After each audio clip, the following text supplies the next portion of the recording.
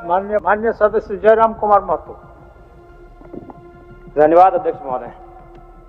हिंदुओं के लिए पवित्र है माँ गंगा का पानी, मुसलमान के लिए पवित्र है आबे जमजम का पानी, पर किसानों के लिए पवित्र है वह पानी जो बहे बदन से करता हुआ किसानी। बड़ी उम्मीद के साथ राज्य के किसानों ने खेती किया था अध्यक्ष महोदय, लेकिन अतिवृष्टि के कारण उनकी फसलें तो बर्बाद हो गए, लेकिन हौसले आज भी कायम हैं। अध्यक्ष महोदय, झारखंड में 1 जून से 23 अगस्त के बीच 927.7 मिलीमीटर बारिश दर्ज की गई है, जो सामान्य वर्षा 738.3 मिलीमीटर की तुलना में 32% अधिक है। झारखंड में हो रही अतिवृष्टि ने एक और जहां जनजीवन को प्रभावित किया है, वहीं दूसरी ओर इसका सीधा असर खरीफ फसल पर पड़ा है।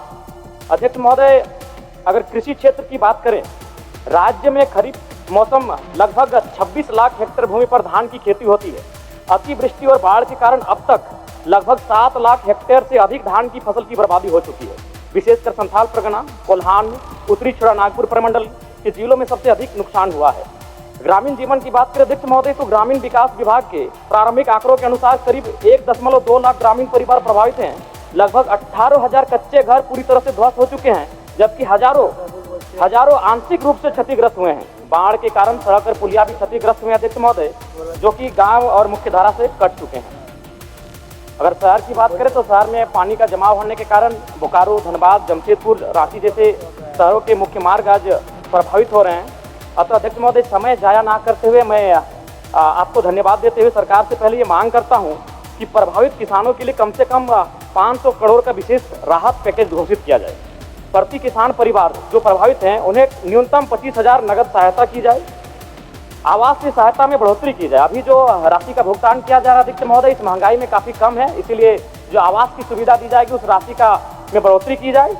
क्योंकि खेती महत्वपूर्ण है, खेती पे हम आश्रित रहते हैं और खेती न होने के कारण क्या होगा, हम लोग रोजगार का संकट होगा। तो ऐसे में जो मनरेगा का जो कार्य है उसे अतिरिक्त 100 दिन बढ़ाने का सुनिश्चित किया जाए।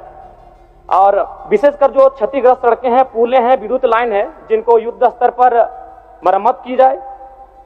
और अध्यक्ष महोदय, चूंकि जब बारिश होती है अत्यधिक तो जाहिर सी बात है बहुत सारे आपदा घटनाएं घटती हैं, तो मेरी मांग होगी कि कम से कम 10 लाख मृत्यु होने पर मुआवजा घोषित करे। अगर किसी को दुर्घटना होती है तो उसके लिए भी मुआवजा घोषित करे। और मवेशी, चूंकि किसान मवेशी पर आश्रित होते हैं, निर्भर होते हैं, और मवेशी का नुकसान होने पर भी वो सक्षम नहीं कि अपने से एक नया मवेशी खरीद पाए, तो मवेशी का भी बाजार के मूल्य के अनुरूप एक मुआवजा घोषित किया जाए। और विशेषकर जी ठीक है, धन्यवाद सरकार का उत्तर। धन्यवाद। माननीय मंत्री,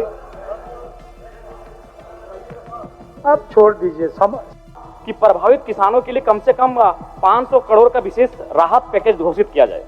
प्रति किसान परिवार जो प्रभावित हैं उन्हें न्यूनतम 25,000 नगद सहायता की जाए।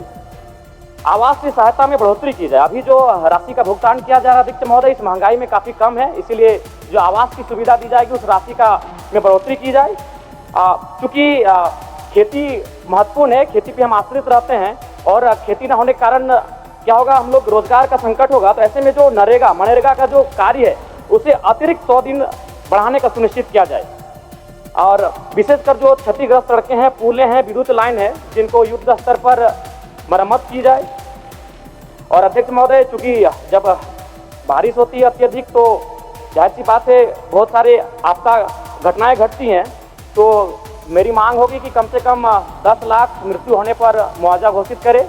अगर किसी को दुर्घटना होती है तो उसके लिए भी मुआवजा घोषित करे। और मवेशी, क्योंकि किसान मवेशी पर आश्रित होते हैं, निर्भर होते हैं, और मवेशी का नुकसान होने पर भी वो सक्षम नहीं कि अपने से एक नया मवेशी खरीद पाए, तो मवेशी का भी बाजार के मूल्य के अनुरूप एक मुआवजा घोषित किया जाए। और विशेषकर जी ठीक है, धन्यवाद। सरकार का उत्तर। धन्यवाद।